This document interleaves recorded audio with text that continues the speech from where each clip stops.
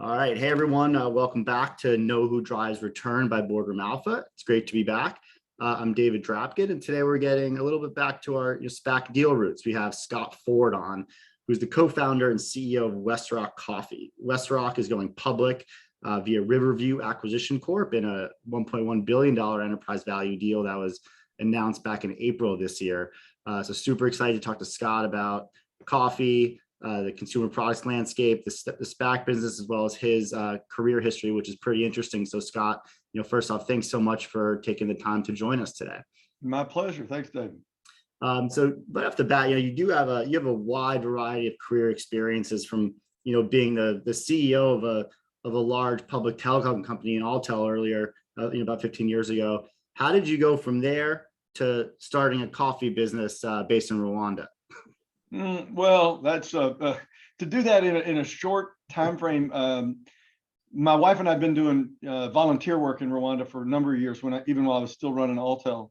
And when we sold Alltel to Verizon, I was 46 and had a chance to go do some other CEO tech jobs, and frankly just decided to take a year off. I'd been running at it for 25 plus years, and in that year off, I was back in Rwanda and realized that, hey, a lot of people are just barely trying to make a living, and they sell coffee, and these two guys that own the mills, strangely, are paying the same price every morning. And strangely, that price that they both bid is about half what everybody else in this region bids. And I said, well, this country needs a third bidder for unprocessed coffee, and we'll mill it and process it and sell it. And this will be what I do for my sabbatical. Well, the best, you can see what kind of strategic planner I am. I ended up I'm going to spend the back half of my career in the projects that grew from that. That's how it started. And, obviously, I mean, maybe not obviously, but I don't think you had any, coffee experience prior to the founding of Westrock. And so what sort of lessons were you able to bring from running other types of businesses? And is it really the skill set of running a business is running a business, and you could kind of adapt that to, different products and services, if that's how you look at it?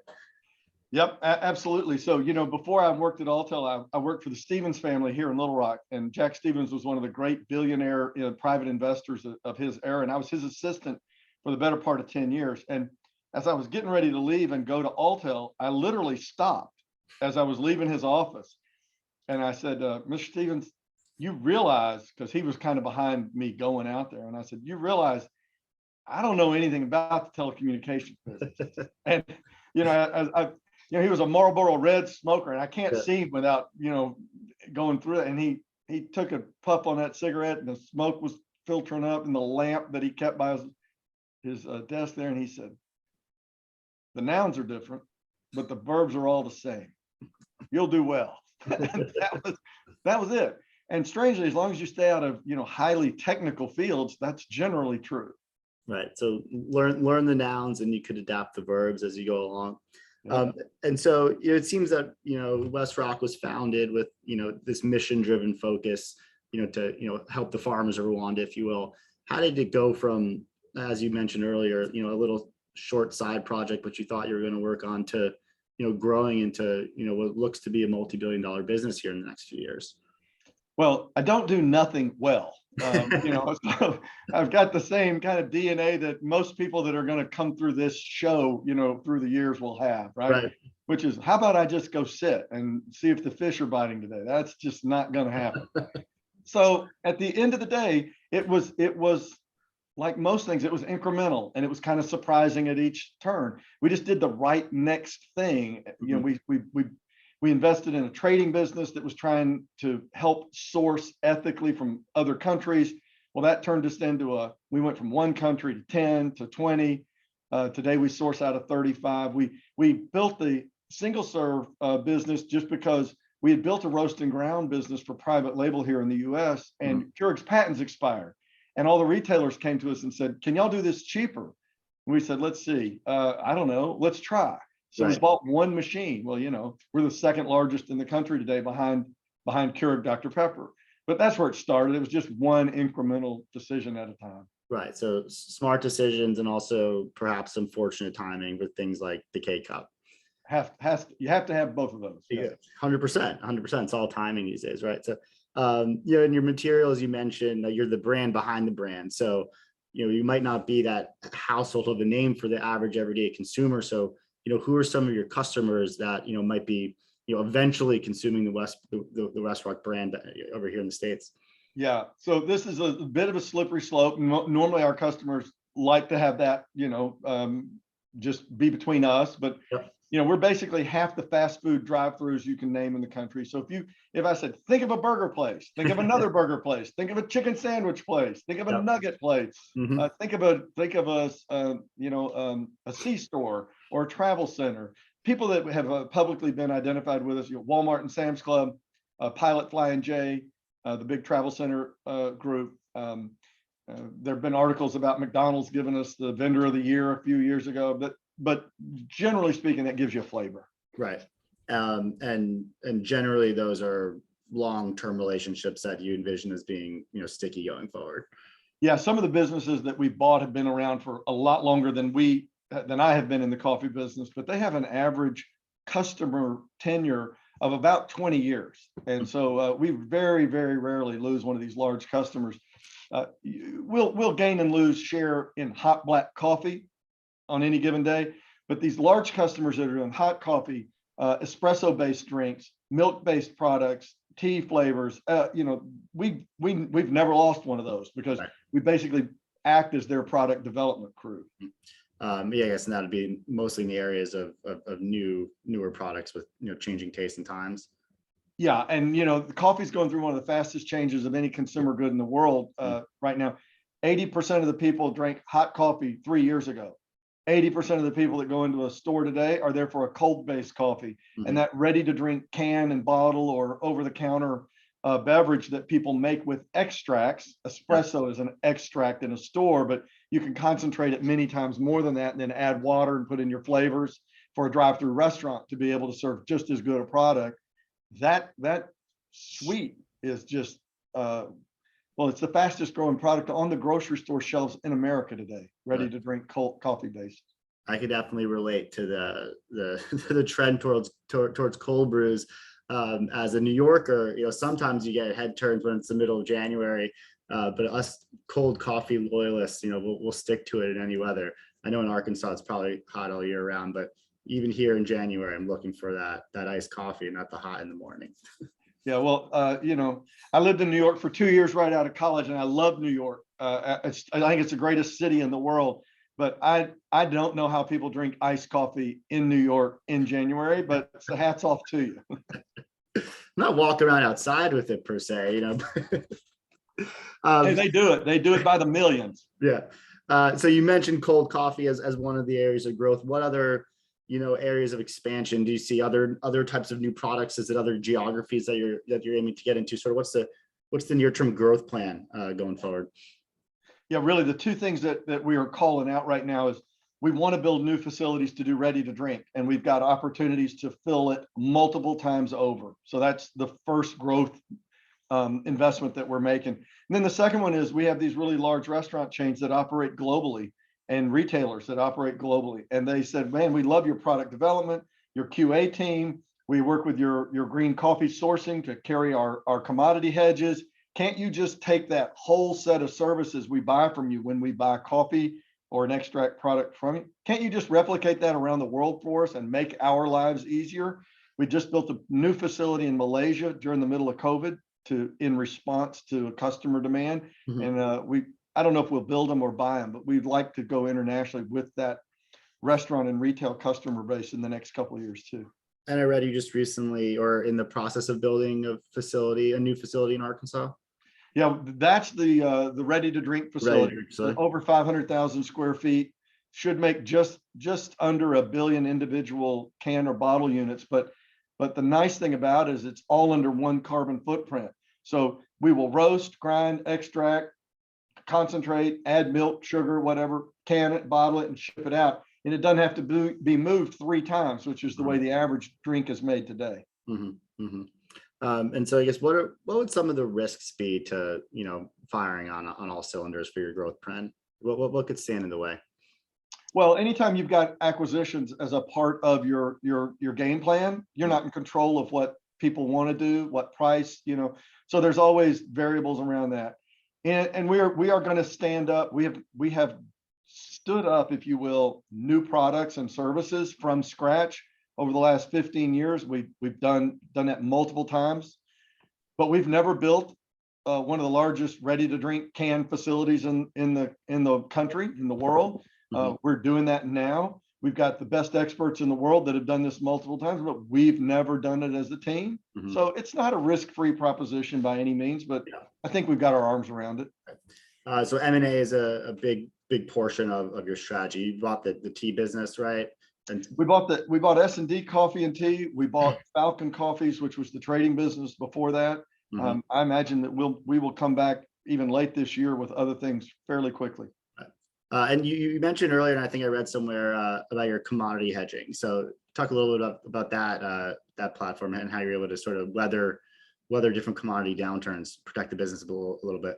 Sure. Well, with coffee, which is very cyclical, as you know, we could not stand in front of the largest brands in the world. We couldn't stand in front of their coffee position for them and just take whatever price fluctuation. So the way our contracts work, or we do multi-year manufacturing contracts, and then we do anywhere from 1 to 6 months forward, sometimes a year, pricing commitments. So the price of coffee gets passed through to the end customer, to the end restaurant chain or retailer, and otherwise we would get drowned in that. So we've got a group of people who facilitate those trades in the futures market and on a differential basis with green coffee exporters globally that are very well respected. It's a big desk. It's about, I don't know, half dozen people or so, and very well respected, and they're very deep in the markets. But that's a service we provide. That's not a position we take.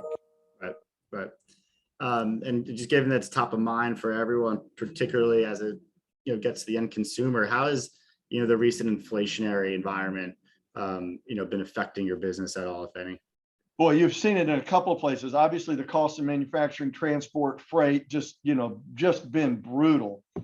Sometimes we pass that through. Sometimes we have to work around and eat that. That seems to be, though, my dad tells a story when he was a young lieutenant in the Army. He said, up in the front of the caravan, they were told to go 30 miles an hour. He said, meanwhile, in the back, they're driving 80, trying to catch up and then slamming on their brakes, trying not to crash into us. And so the supply chain kinks are a little bit like that. And I think the worst of it is over, but it hadn't all caught up. The other place that we've really seen inflation is we've watched people buy down. So when gasoline goes to $5 and $6 a gallon, middle America, you put 20 gallons of gas in your car, and all of a sudden, all of your disposable income for that month for going to the movies or going out to get a burger instead of cooking at home is gone. So $5 gasoline in the middle part of the country where people drive is death. And you're hearing the revolt, right? And you're gonna see that work its way through, but that seems to be passing. A little bit of that seems to be passing, but people have gone down. They've gone to private label instead of the brands. They're going from the more expensive drive-through restaurant or seated restaurant to the maybe bigger value meal. We're watching it ripple right through our portfolio. Yeah, no one's immune in that sense. So just a second on your financials. I know obviously everything's to the extent is publicly disclosed. So different from sort of SPAC targets we saw during the crazy times a couple of years ago with hockey stick growth, pre-revenue, pre-product. Clearly, you're a very established company. I think you're either at $1 billion or very close to $1 billion in revenue in 22, predicting something like a 21% CAGR out through the end of 24. Sort of what's really driving that, and how confident do you think you'll be able to hit those projections? Yeah, so the part of it that's some of it's the C price of coffee. As it goes up, our revenues go up, and as it goes, but we pass those on, so that tends to move. So when we look at our EBITDA growth, a lot of it is opening new facilities. So we opened a new facility in Malaysia for our restaurant customers and retail customers. We're opening this new facility in Conway, which is the ready-to-drink facility, about a third of which will come online in 2024. So you're just starting to see that, but there's 2 more thirds to come on in the years after that. But at the end of the day, our business is pretty stable. our customer demand, plus or minus, 10% is a huge swing for us, because coffee tends to get, good times, bad times. People are going to drink their coffee. And, all the things that are kind of zany and loony about rocket ships and drones and whatever, that's just, look, if you've been listening to the last 20 minutes, that's not us. Right. We could have gone public in any number of ways. This was just happened to be the right one for us. Yeah, I mean, then we can ask about the other coffee company on public. But so in terms of that, so again, I'm a public investor. How should I think about, owning a share of Westrock versus, the guys about, Starbucks, the Keurigs, the Dutch Brothers? Sort of if I'm a brand new investor, I want to buy a share. What is my thesis for that? Yeah, well, I think it's as simple as this. So your audience is slightly more financially sophisticated probably than the Chamber of Commerce speech I get to give down the street. Let's not give too much credit. No. So it's as simple as this, right? If you have an XY axis and you've got EBITDA growth and return on invested capital at a book value basis, just plot them all out, right? And so you can look at the various growth rates and you can look at the various returns on invested capital, and then you see that the market tends to shrink that back down in their public price to a pretty tight cluster. So where are we going public, and what would our 2 to 3 year growth plan be? Well, we would be off the chart up and to the right. Well, they're not going to trade us there. They'll trade us back to the group. Where in the group, I don't know. That's, how quickly people start to understand our numbers and see that we deliver. But that growth is not only the growth of the business, but frankly, if we just get priced at the industry average multiple, forget getting a growth premium, forget getting a return on invested capital premium. Say we don't get any of that, even if we deserve it. Say we don't get it. Well, there's multiple turns of revaluation just coming from the price we've agreed to the price where the industry trades. Which brings us to the deal. Obviously, going public via SPAC. You mentioned you had other arenas or paths to going public. So I guess first, rationale for what, why is now the right time, particularly in what clearly has been a turbulent market, both for traditional IPOs and SPACs alike. And then I guess secondarily, what drove you to the SPAC route versus traditional or another private raise or additional fundings? Right. So fortunately, we had the opportunity. We could have taken private equity. As I told, we had to put sandbags around the building so we could work. I mean, we could have taken hundreds and hundreds of millions of dollars of private equity money. Right. We could have gone public at roughly the same valuation. Lots of underwriters coming through, let us take you public, etc. Go public as an ESG business. And and I'm like, hey, you know what? We buy coffee, we do it fairly, we try to help farmers make a fair wage, but we're a commercial enterprise. I can't be your salesman for that. It's not in me. I don't know how to do it. We're commercial operators, and we're going to outcompete at product, price, and service, right? They go, well, that doesn't get a sexy multiple. I go, well, then, just one more time, I'm not going to get the sexy multiple. That's fine. It's better to have a real business than getting the sexy multiple sometimes, particularly 6-18 months after the market sees what's under the hood. But at the end of the day, we had the opportunity. The private equity guys that we had in our business went from an acquisition we made a few years ago. They didn't want out. They wanted to roll. Well, you never have PE wanting to roll. PE always wants out. Reinvest it, redeploy it. So that's that's a great compliment, and it's a great problem, because now how do you stack private equity, and then common? Well, I'm common, so I care, right? So at the end of the day, you go do an IPO, and you were going to have a great time. We're going to come to New York. We'd all go out to dinner. They'd give me a swell hotel room, and they'd call me tomorrow morning and tell me exactly where my IPO priced. Well, they're going to have given me a range, and I've got a chance of saying, tell them I'll go pound sand or I'll take it, right? So what a SPAC does is it allows a company like ours that's in a hugely transformative moment in time, from an export business to a roast and ground business, to a big acquisition that was 3 times our size, to COVID, to we're going to go build the world's largest under one roof roast to can facility. How do you tell that story with just historical numbers? You can't. So SPAC allowed us to do that, but then our SPAC partner, guy named Brad Martin at Riverview, helped Pilot go from 4 stores to the largest, vice chairman of FedEx, built 4 little department stores in Tennessee into Saks Fifth Avenue. He's one of the great business operators in our generation. And when he said, I'll tell you what, I'll just give you a fixed price and I'll go raise 250 in a pipe. So if the SPAC money doesn't come in, you don't have to care. Mhm. That's talking to me my love language. Yeah. Yeah. So I was going to say, obviously the dynamics of the market, redemptions are high. All I assume they'll be 100%. I exactly. assume All signs put up, but in your case, you do have the committed pipe, which is rare, particularly in this environment. So can you talk about, who, to the extent you can, who's involved? Do you expect them to be long-term holders and supporters of the business? Yeah.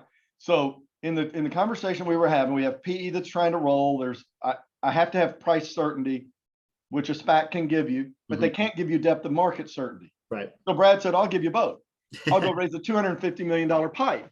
And so he's literally talking to my dad and I, and he goes, I'll just go raise it. I said, it'll take me a few weeks. Scott, will you be willing to go on the road? I said, of course, it's what I do. Yeah.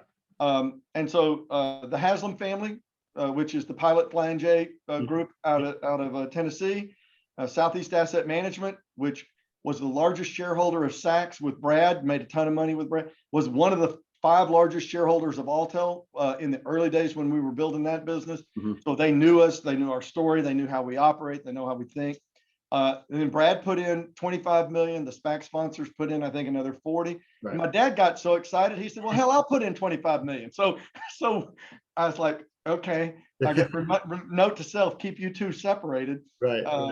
But that's how so that's the 250. Yeah. But we've assumed in our modeling that we have 100% redemptions, which is to say no money from the SPAC coming in. If we get money from, and frankly, I've got a lot of common shareholders who are A-okay with that. Yeah. But if we get money coming in, I would rather have the money come in because I can go faster. I can build out Conway faster. I can go overseas faster. And I think there's a premium for time to market right now that I hold in greater value than, okay, I'm going to not get diluted another 5% or something. Yeah. Yeah. You want to get out there, have your public currency, be able to, hit it running, hit it go. And so it looks like Brad will be joining the board of the company on Go Public. Right. Brad's coming on as our lead director. Leslie Keating, who ran all of operations for Frito-Lay, Pepsi in the US, is coming on. Mark Edmonds, who was the vice chairman of Deloitte, I think, I may have that, is coming on our board.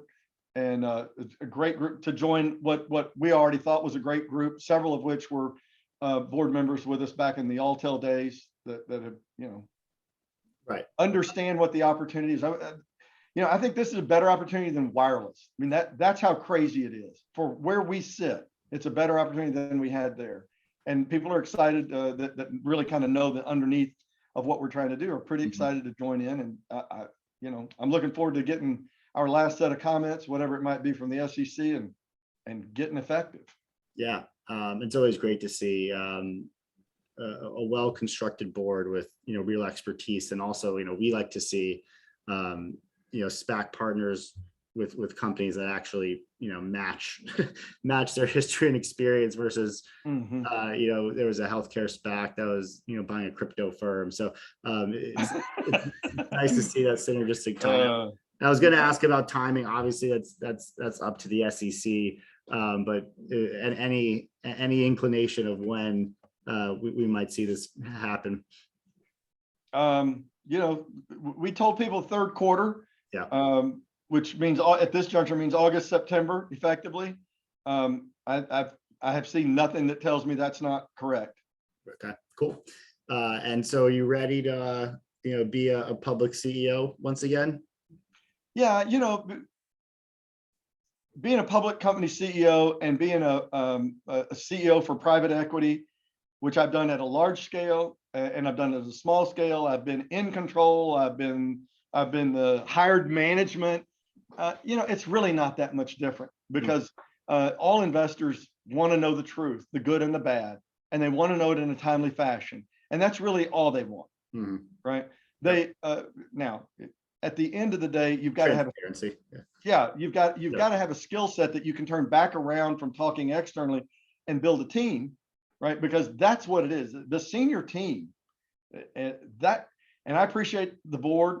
I've been doing board work since I was in my 20s, and I've turned 60 yesterday. So I appreciate how important the board is. I appreciate how important the key individuals are. It's the senior team. It's the top 50 people in a company. If they work together and they are tribally connected, if you will, to a committed goal, there's almost nothing you can do to stop it. Right. And if they're fractured, it doesn't matter what I tell the public, we won't be able to get it done. So I spend most of my time there because that's where the rubber really meets the road. Got it. Well, hey, Scott, happy birthday. You don't look a day over 45. So I guess running companies isn't that stressful. No, but either that or I've just gotten thick skin, maybe. you have to, right? And then thanks for telling the story. Super excited to follow the progress. Sounds like it's going to be a fun few years upcoming for Westrock, and so congratulations and thanks again. You bet. Thanks for having me on, David. I appreciate it.